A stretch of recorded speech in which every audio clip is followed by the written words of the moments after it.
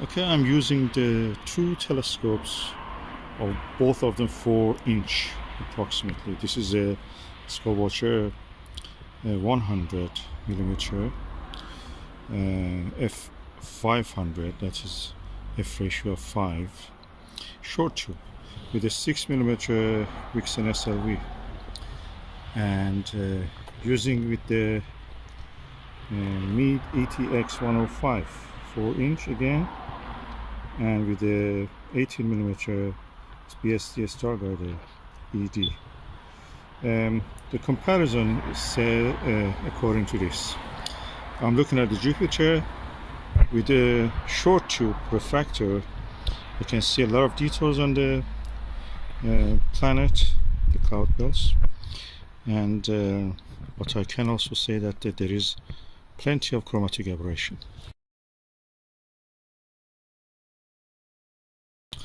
With the Meade ETX, I see less detail because it has not been cooled down, but I can say that the image is free of the chromatic aberration. I'm using the straight through and using the adapter, which I've shown in a separate video. I have a video about that.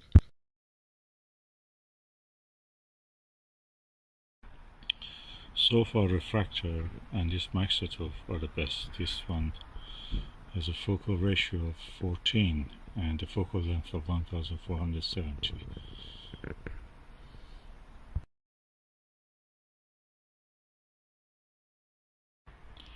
This is Skywatcher 4" short tube refractor. So far had the best and most readily available image. Okay, I'm now using also the Skywatcher Heritage 4" 100mm focal length, 400mm, and f ratio 4. This gives you the widest angle possible, and because it has no collimation screws, I feel that the image of the Jupiter is out of collimation. I cannot see much detail. I see barely some of the cloud belts, nothing more than that, barely. Maybe south and north equatorial belts are not easily visible. I wish it could be collimatable. Even the little Gilbert that I had as a as a kid was, you could collimate it. This one you cannot collimate it. It's the widest angle telescope, so it's for deep sky observation quite good. But for the planetary, I mean in this case Jupiter, is not good. Maybe it's good for the moon, but for the planets like Jupiter you don't see much details.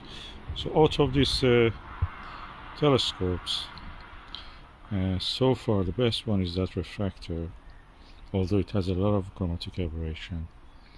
Then comes this without chromatic aberration, the Meade ETX105, but the clarity is less. Of course, it is just out of the warm room and to this environment.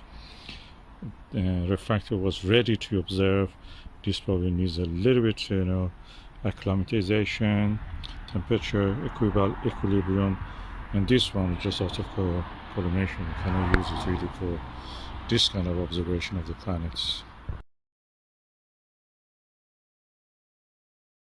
And this is Skywatcher Newtonian.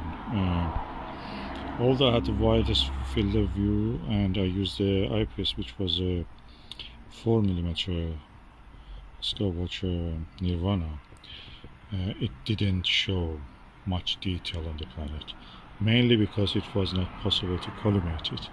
The telescope is out of collimation. It's good for wide-angle view of the deeper sky objects. As I mentioned, this Skywatcher Heritage 100mm telescope is not good for observing planet. Probably for the moon, but not much even for that.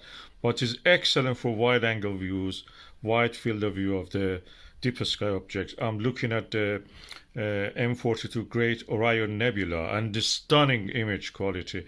And it's easy to even capture astrophoto with your mobile phone. I'm using just the Skywatcher 25mm Super MA eyepiece. This came with this telescope on its own, on a small Dobsonian mount. They come. That's excellent.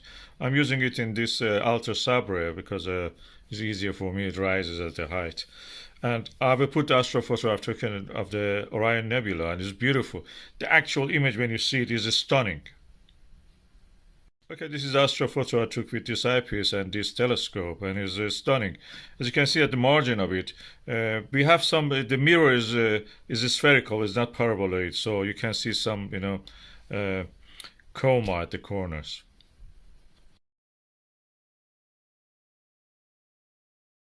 And just now try to take an astrophoto of the M45, the Pleiades, the star cluster, famous star cluster. It was really nice, and I was able actually to take the whole cluster. It's really wide angle, really excellent in that sense. I have tried it with a lot of telescopes. None of them showed this as good as this one. The really wide angle view of this telescope. This telescope reminds me of the Astroscan 2000. That is also 4-inch, 4.5-inch. This is easier, it's cheaper, it's available. The Astroscan is not available, and you cannot get it unless it's second-hand. It's not easy to get it. This telescope is excellent for deeper sky. I recommend it for that purpose. For the planetary, probably you should get a little refractor, 80mm or 100mm. 4-inch will be enough. Or something like a Skywatcher EVO Star 90mm. That's excellent.